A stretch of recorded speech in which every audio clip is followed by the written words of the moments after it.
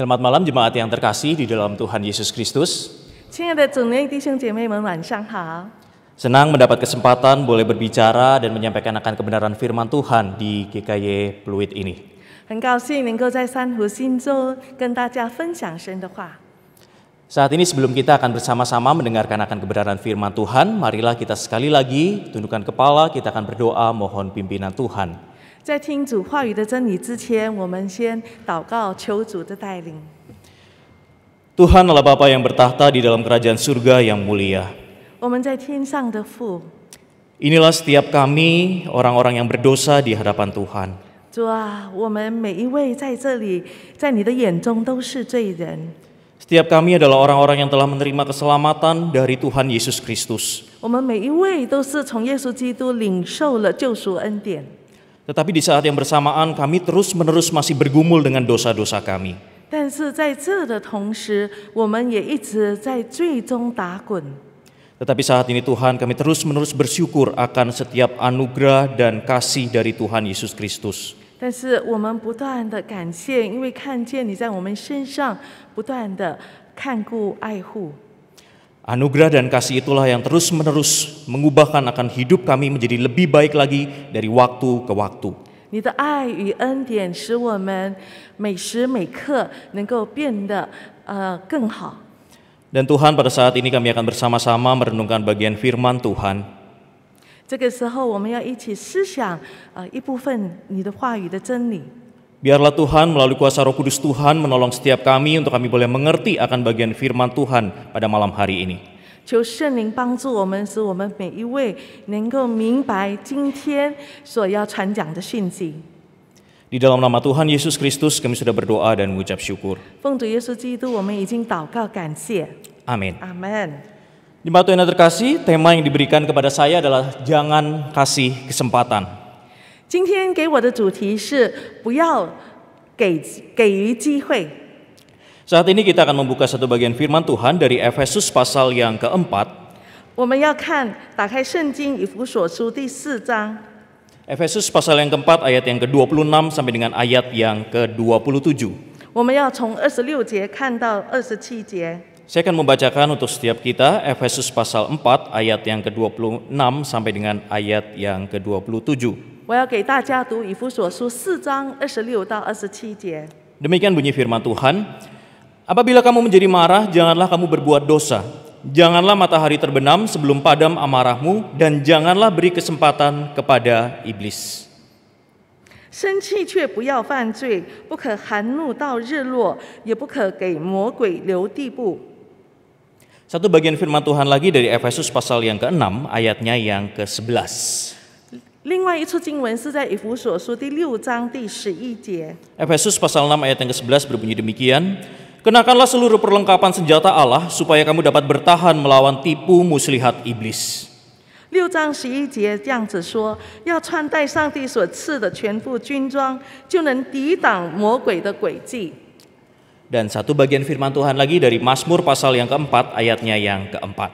另一处的经文是在诗篇第4章第4节。 Sorry, di dalam bahasa Indonesia berarti ayat yang kelima. 在印尼文圣经是第5节。 Biarlah kamu marah, tetapi jangan berbuat dosa. Berkata-katalah dalam hatimu di tempat tidurmu, tetapi tetaplah diam. 诗篇 Mazmur 4 Ya. ayat yang ke-4. Ya. 你们应当畏惧，不可犯罪。在床上的时候，要心里思想，并要肃静。 Sampai sedemikian jauh pembacaan firman Tuhan pada malam hari ini. 我们读经到此。 Jemaat Tuhan yang terkasih di dalam Tuhan, 亲爱的主内弟兄姐妹， setiap orang Kristen yang sudah benar-benar lahir baru, 每一位已经重生的基督徒， hidup di dalam sebuah pertempuran atau battle rohani. 我们就活在属灵征战的状态。 Di dalam hal ini saya lebih memilih untuk memakai istilah pertempuran daripada peperangan untuk menggambarkan perjuangan orang percaya melawan godaan dosa. 我在这里选用的词是征战，并不是战争。这是代表这是要显示说，我们身为信徒与罪恶的斗争。Kenapa saya memilih kata pertempuran ini, Bapak Ibu Saudara sekalian? 为什么我选择征战这个词？ Karena pertempuran atau battle itu adalah bagian dari sebuah peperangan atau war di dalam bahasa Inggris. 因为征战是战争的一部分。 Kalau kita menyebut perang dunia kedua, itulah peperangan. 如果我们说世界第二次的战争，这是战争。 Dan di dalam peperangan itu ada pertempuran-pertempuran kecil, sebagai contoh misal pertempuran di Hiroshima atau pertempuran di Pearl Harbor, dan banyak sekali pertempuran-pertempuran yang lain di dalam perang dunia kedua tersebut. 我们知道说，在二次世界大战的时候呢，当中有许多局部的征战，比如说在珍珠港的征战，在这个日本的征战。 Demikian juga di dalam realita kehidupan rohani kita, kita menyebut bahwa peperangan besar telah terjadi peperangan besar antara Allah dengan iblis. 那反映在我们的属灵生活当中呢，我们知道说，这个大的战争发生在神与撒旦之间的战争。 Peperangan ini sudah dimulai dari ketika manusia jatuh ke dalam dosa dan akan berakhir pada saat Yesus datang untuk yang kedua kalinya. 这个战争从人类陷入最终开始，并且会持续到耶稣第二次的再来。 Hasil akhir dari peperangan ini jelas adalah kemenangan untuk pihak Allah. 这个战争的结果是很明显的，就是神最终会得到最后的胜利。 Kematian Yesus dan kebangkitannya menandai akan kemenangan dari peperangan yang besar ini, yaitu antara Allah dengan iblis ini. 耶稣的死和复活已经宣告了这场战争的胜利。 Namun peperangan ini belum berakhir, dan di tengah-tengah pertempuran ini nanti akan berakhir, yaitu ketika Yesus datang yang kedua kali. 但是这个战争并还没有结束，因为会持续到耶稣第二次的来临。 Masih ada pertempuran-pertempuran kecil yang mesti dihadapi oleh setiap orang percaya melawan akan godaan iblis. 在这期间，我们所有信主的人都还必须面临一些小的征战。我们怎么样对撒旦的诱惑，我们如何去战胜它？ Jemaat Tuhan yang terkasih di dalam Tuhan, pemahaman atas teks dari Efesus pasal 4 ayat yang ke-26 sampai dengan ke-27, dan bahkan nanti seluruh bagian pasal 4 sampai 6 ini ada di dalam konteks pertempuran rohani ini. 刚才我们所读的经文，以弗所书第4章26、27节，其实是在整个以弗所书4章到6章谈到属灵征战的部分。 Kita tahu bahwa kitab Efesus itu memiliki 6 pasal. 我们知道说，以弗所书总共有6章。 Dan dari 6 pasal ini sebetulnya terdiri atas 2 bagian besar, yaitu bagian pasal 1 sampai pasal 3 yang berisi penjelasan Paulus tentang status yang luar biasa dari orang percaya. 这6章以弗所书可以分成2大段，第1章到第3，然后4到6。第一部分这边谈到说，我们身为信主的人的身份。 Status ini adalah berbicara tentang bagaimana kita ditebus oleh Allah dan kita memperoleh status yang baru di dalam penebusan oleh Yesus Kristus itu. 在这边谈到说我们的身份的时候呢，是我们这个身份的来由，我们能够得到，是因着神已经赎了我们，所以我们可以得到这个新的身份。 Dan di bagian besar yang kedua, yaitu pasal 4 sampai 6, berisi penjelasan Paulus tentang bagaimana kita harus hidup di dalam status yang luar biasa tersebut. 在以弗所书的第2分段这边就谈到说，当我们得到了这个新的身份，我们如何将这个身份与它相称的行为活出来。 Jadi Bapak Ibu Saudara sekalian terkasih di dalam Tuhan, kita harus memahami bahwa praktek hidup di dalam pasal 4 sampai pasal 6 tidak akan pernah bisa dilakukan tanpa adanya perubahan status yang dipaparkan di dalam pasal 1 sampai dengan pasal yang ketiga. 第4章到第6章的部分呢，是不可能发生，如果第1到第3章我们没有得到那个身份之前。 Status di pasal 1 sampai pasal 3 adalah sebuah status yang diperoleh karena kemenangan Kristus di atas kayu salib. 第1到第3章的这个身份，我们之所以可以得到，是因为主耶稣在十字架上的得胜。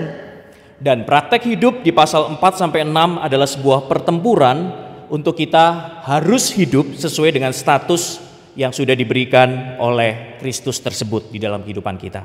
第4章到第6章谈到说，我们如何活出这个新的身份，这个就是我们身为信主的人要面对的征战。Sehingga pertempuran ini adalah pertempuran di dalam anugerah yang sudah diberikan oleh Yesus Kristus bagi setiap kita. 所以这个征战呢，是在恩典里的征战，因为主耶稣已经将这恩典赐给了我们。Jemaat Tuhan yang terkasih di dalam Tuhan, kehidupan manusia dengan struktur kehidupannya yang begitu rumit, 亲爱的主内弟兄姐妹们，我们人类生活是这个架构是很复杂的， memberikan banyak PR besar bagi orang percaya untuk bisa membenahi banyak aspek dan karakter di dalam kehidupannya. 使得我们信主的人，我们必须去整理、去梳理我们各个层面、各个方面的品德。 Kita bisa membayangkan bahwa pikiran, hati, dan perasaan yang dulu terbelenggu oleh dosa tidak benar-benar mudah untuk kita bisa membebaskan akan semua belenggu itu. 所以我们想象说，过去我们的心思、意念、情绪都在罪恶的捆绑当中。那现在要将这一切从这个捆绑当中释放出来，不是容易的事情。 Walaupun kita mempunyai kuasa di dalam Yesus Kristus karena Yesus Kristus sudah melepaskan akan belenggu dosa itu, tetapi kita masih harus terus berjuang untuk melawan itu semua. 虽然我们已经拥有了主耶稣基督赐予我们的权柄，但是我们要靠着这个权柄继续得胜的话呢，我们还是要与我们的老我征战。 Dan hal ini tidak mudah Bapak Ibu Saudara sekalian terkasih. Kalau kita melihat kisah bangsa Israel ketika mereka dibawa keluar dari Mesir, kita bisa melihat bagaimana mereka ingin kembali ke Mesir, dibelenggu lagi oleh penindasan dari bangsa Mesir itu. 这不是一件容易的事情。我们可以从以色列人他们所经历的看见，他们从埃及为奴的地被释放出来的时候，他们在旷野当中，他们还想回到埃及为奴的那个景况。 Demikian juga dengan jemaat di Efesus ketika Paulus menyebutkan bahwa banyak PR yang mesti dikerjakan oleh jemaat yang ada di Efesus ini ketika mereka hidupnya sudah ditebus oleh Yesus Kristus. 同样的，在以弗所的会友，我们看见说，他们已经领受了基督的救恩，他们已得到这个新的身份，他们怎么样把这个新的身份活出来？他们还有许多努力要做的。 Di dalam ayat 26 sampai dengan 27 kita bisa melihat tentang bagaimana pertempuran untuk orang percaya melawan atau mengendalikan amarah mereka. 在刚才读的26、27节，我们看见说，信徒们怎么样在面对情绪，特别是怒气方面的征战。 Kalau kita melihat di dalam teks Efesus 4 ayat 26 sampai 27 terdapat 4 kalimat perintah. 如果我们看刚才的那2节经文当中呢，里面就包含了4个命令。 Yaitu apabila kamu menjadi marah, itu kalimat yang pertama. Lalu janganlah kamu berbuat dosa, itu kalimat yang kedua. Kalimat yang ketiga, janganlah matahari terbenam sebelum amarahmu padam. Dan kalimat perintah yang keempat, janganlah beri kesempatan kepada iblis. 在这里，他的4个命令谈到说，如果你生气的话，第2个命令是却不要犯罪。 第3，不可含怒到日落；第4，不可给魔鬼留地步。 Dan menariknya Bapak Ibu, dari keempat kalimat imperatif ini, hanya satu yang memiliki bentuk pasif, yaitu kalimat yang pertama. 在这4个命令当中呢，只有一个是被动式的句子，就是如果你生气。 Dengan memahami bentuk aktif dan pasif di dalam bahasa asli ini, kita bisa melihat ada 2 kebenaran teologis yang bisa kita pelajari bersama pada malam hari ini. 从原文的这个主动式跟被动式，我们可以去理解这当中所包含的神学的教导。Yang pertama adalah bahwa menjadi marah itu merupakan sebuah kondisi yang tidak terelakkan. 生气是一种我们不能避免的情绪。 Bentuk perintah pasif memang agak susah untuk diterjemahkan secara literal. 被动式的句子，我们很难把它清楚正确的翻译。 Karena tentu saja perintah dari Alkitab ini bukan mengatakan untuk kita diperintahkan untuk marah. 当然，圣经里面并不是命令我们要生气， Namun bentuk perintah pasif ini dimaknai sebagai sebuah bentuk pasif biasa saja. Yang artinya adalah bahwa ketika marah itu datang, itu adalah sesuatu yang sebuah tindakan yang tidak disengaja. 但是在这里，我们看见说，它的句子是被动式，使得我们看见说，这个情绪的产生是自然的来到，我们不可避免的。 Dan kalimat perintah pasif ini memiliki arti yang permisif, bahwa hal itu diperbolehkan untuk kita menjadi marah. 被动式的句子也显示出说，我们生气是被许可的。 Dengan kata lain, Paulus sebetulnya ingin mengajarkan bahwa ekspresi marah itu adalah ekspresi yang tidak bisa terhindarkan dan itu bukan sebuah dosa. 换句话说，保罗正在要告诉我们说，生气、发怒是不是犯罪的，是可以的。 Hal ini ditegaskan kalau kita tadi membaca di dalam Mazmur pasal 4 ayat yang keempat. 这件事情在刚才我们所读的诗篇第4篇第4节那边更清楚地显示出来。 Di situ dikatakan, biarlah kamu marah tetapi jangan berbuat dosa. Berkata-katalah dalam hatimu di tempat tidur tetapi tetaplah diam. 就是你们生气却不可犯罪，在床上的时候要心里思想，并要肃静。 Setiap manusia pasti memiliki kecenderungan untuk marah. Sama seperti setiap manusia sebetulnya memiliki kebaikan di dalam dirinya.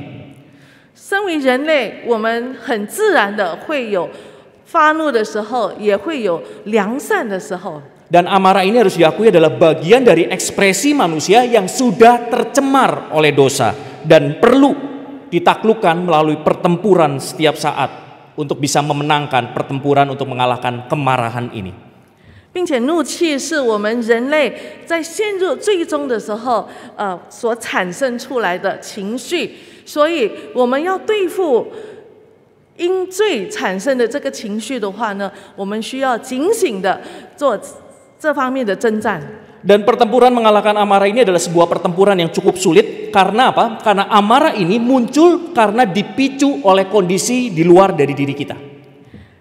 对付这个怒气的征战，并不是一件容易的事情，因为这件事情的来源是我们个体之外的来源。 Ambil contoh ketika kita sudah baik menyetir kendaraan di sisi yang benar, tahu-tahu ada mobil menyalip dan ambil jalur kita. 举例来说，我们已经在我们的车道上好好的驾驶，但是有另外一辆车突然间杀进我们的车道， Kita menjadi marah. 我们就动怒了。 Atau ketika kita sedang tertib mengantri, tahu-tahu ada orang senggol kita dan menjatuhkan HP kita, lalu dia ambil antrian di depan kita, istilahnya nyelak antrian kita. 另外的情况可能就是说，我们正在好好的排队，但是有人家从旁边撞了我们一下，还把我们的手机撞跌，他竟然就插队插在我们前面， Kita menjadi marah. 我们就会生气。 Selain itu banyak kondisi yang bisa saya sebutkan yang membuat kita bisa marah. 还有许多各样的情况都会可能使我们生气。 Contoh ketika kita melihat ada video demo dan di dalam demo itu ada tindakan anarkis yang membuat kita merasa, oh seharusnya tidak boleh seperti itu. 举例来说，我们正在看一些示范的影片，但是影片里面有一些不当的画面，让我们觉得这怎么可能可以这样子呢？ Kemarahan menjadi sebuah pertempuran rohani yang mesti diwaspadai karena tadi yang saya katakan, kemarahan ini bisa secara mudah hadir di dalam diri kita. 所以怒气的征战是我们必须谨慎去面对的，因为这会随时随地临到我们。Masalahnya sekarang adalah tentang bagaimana reaksi kita untuk kita menanggapi akan aksi yang memicu amarah kita tadi. 关键就在于说，当有一件事物使我们动怒的时候呢，我们要如何去做出正确的反应？ Inilah yang menjadi kebenaran teologis yang kedua dari teks yang kita baca, yaitu bahwa ketika kita marah, jangan sampai kita berbuat dosa. 所以接下来的这神学的真理，让我们看见我们如何正确的反应，就是不可含怒到日落。 Kebenaran teologis ini nampak dari 3 kalimat perintah yang tadi kita baca, bahwa di situ semua mengatakan jangan berbuat dosa, jangan matahari terbenam, lalu jangan beri kesempatan iblis. Itu mau mengingatkan bahwa di dalam kemarahan jemaat Efesus, jangan sampai mereka berbuat dosa. 所以接下来的3个句子，命令式的句子，让我们看见说，如果生气了之后，我们要谨慎。 不要犯罪，不可含怒到日落，不可给魔鬼留地步。 Seseorang yang marah lalu membiarkan amarahnya ini menguasai atau mengganggu pikirannya, maka akan amat sangat mungkin hal berikut yang akan dilakukan adalah memikirkan sebuah aksi untuk membalas akan aksi yang membuat dirinya marah. 一个人当他发怒的时候呢，我们就要看见说，是不是他被这个怒气所控制，甚至到一个地步，他开始想说怎么样将他的怒气来发泄出，使他惹怒他的对方怎么样去报复。 Ambil contoh ketika tadi kita sedang mengantri dan antrian kita diambil oleh orang lain dan kita disenggol sampai HP kita jatuh. 举例来说，刚才我们正在排队，有人家插队，并且还把我们的手机撞倒。 Kita punya pilihan untuk memanggil orang itu dan memaki-maki orang itu dan memarahi orang itu dan minta ganti rugi karena HP saya sudah jatuh. 我们可能把那个人痛骂一顿，然后要他赔偿我们掉在地上的手机。 Atau ketika mobil kita diambil jalurnya tadi, kita punya pilihan untuk tadi mengejar, menyalip mobil itu dan membunyikan klakson keras-keras dan memarahi dan memaki-maki orang yang menyelip jalur kita tadi. 举例来说，有人家抢我们的车道，我们可能做出的反应是追着那部车子，然后靠近他，大声的按喇叭，甚至开窗骂对方。 Banyak tindakan-tindakan lain yang bisa dilakukan di dalam amarah kita ketika kita menundukkan pikiran kita, diri kita di dalam amarah tersebut. 所以在我们发怒的时候呢，如果我们让这个怒气来控制我们的话，就很可能产生出我们采取各样行动的念头。 Dalam tahapan inilah artinya kemarahan itu sudah dibuai menjadi dosa. 在这个阶段，就使我们看见怒气已经开始生出罪恶。 Lalu saat ini pertanyaannya buat kita, bagaimana kita harus mengatasi akan amarah kita? 接下来我们就要看说，我们如何去克服我们的怒气。 Yang bisa kita lakukan adalah tidak membiarkan amarah itu menguasai pikiran kita sehingga iblis memiliki kesempatan untuk menggoda kita berbuat dosa. 首先，我们必须不能让这个怒气来完全控制我们，使得魔鬼有地步来引诱我们去犯罪。 Menguasai pikiran ini bukanlah bicara tentang suatu hal yang sifatnya mistis atau tentang praktek-praktek ilmu kebatinan atau juga tentang ilmu psikologi. 所谓的魔鬼控制我们，并不是所谓的一些迷信的或者是心理学方面的那种催眠这些的事情。 Namun menguasai pikiran adalah bicara tentang sebuah proses apa dan bagaimana kita mengisi pikiran kita. 所谓控制我们的思想，意思是我们如何让我们的思想被填补，来使我们的思想充塞了什么。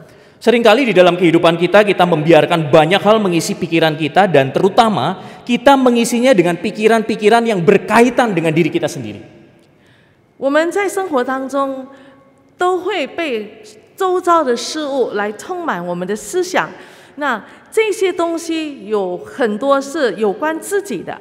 Semakin banyak kita mengisi pikiran kita dengan segala hal tentang diri kita, maka tidak ada lagi tempat di dalam pikiran kita untuk orang lain dan bahkan untuk Tuhan.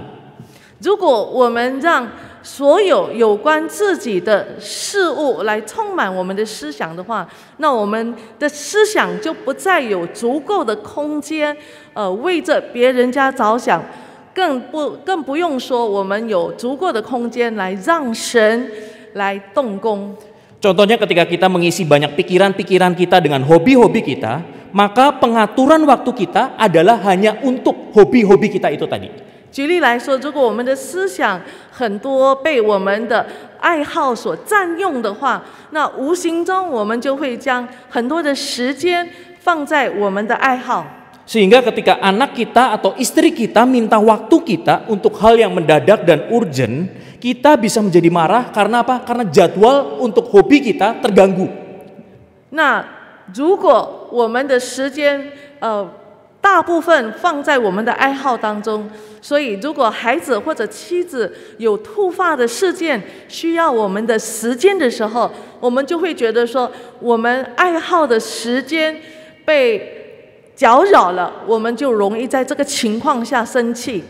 Paulus di dalam Filipi pasal 4 ayat yang ke-8 mengatakan demikian. Jadi akhirnya saudara-saudara, semua yang benar, semua yang mulia, semua yang adil, semua yang suci, semua yang manis, semua yang sedap didengar, semua yang disebut kebajikan dan patut dipuji, pikirkanlah semuanya itu. 所以保罗在腓立比书第4章第8节那边告诉我们说，凡是真实的、可敬的、公义的、清洁的、可爱的、有美名的，若有什么德行，若有什么称赞，这些事你们都要思念。 Inilah yang mesti kita lakukan ketika kita menjaga pikiran kita. Kita isi pikiran-pikiran kita dengan semua kebaikan Tuhan. 这就是我们要充塞我们思想的事情，就是以神的美善来充满我们的思想。 Sehingga ketika ada aksi yang memicu kemarahan kita, kita masih punya data dan ruang untuk kita bisa memberikan pengampunan untuk orang yang membuat kita menjadi marah. 所以有一些人或者是触动我们怒气的神经的时候呢，那我们的思想就还有那个空间，有那个已经拥有的记忆，使我们能够用正确、神良善的反应来宽恕对方。 Ketika kebaikan-kebaikan Allah yang berupa anugerah, pengampunan, dan kasih ada di dalam pikiran kita, 当神的良善、爱、和平充满我们思想的时候， maka ketika ada sebuah aksi yang memicu kemarahan kita, kita bisa berhenti sejenak dan memikirkan akan kebaikan-kebaikan itu, sehingga dengan kebaikan-kebaikan itu bisa meredam kemarahan kita. 所以当有事物触动我们的怒气的时候呢，我们的思想还可以去想神的良善、神的爱，使得我们可以用那种思想来面对触动我们怒气的。 Mari kita terus mengisi akan pikiran-pikiran kita dengan hal-hal yang baik yang berasal dari Tuhan. 巴不得我们努力的去使我们的思想更多的被神的良善、神的爱所充满。 Mari kita semakin rajin untuk merenungkan dan membacakan bagian-bagian firman Tuhan di dalam Alkitab kita. 让我们用更多的时间，好好的来读、来思想圣经里的教导。 Jangan kasih kesempatan buat iblis untuk membuat kita berdosa. 不要给魔鬼留地步，使我们犯罪。 Saya akan menutup renungan malam hari ini dengan sebuah kutipan yang mengatakan demikian.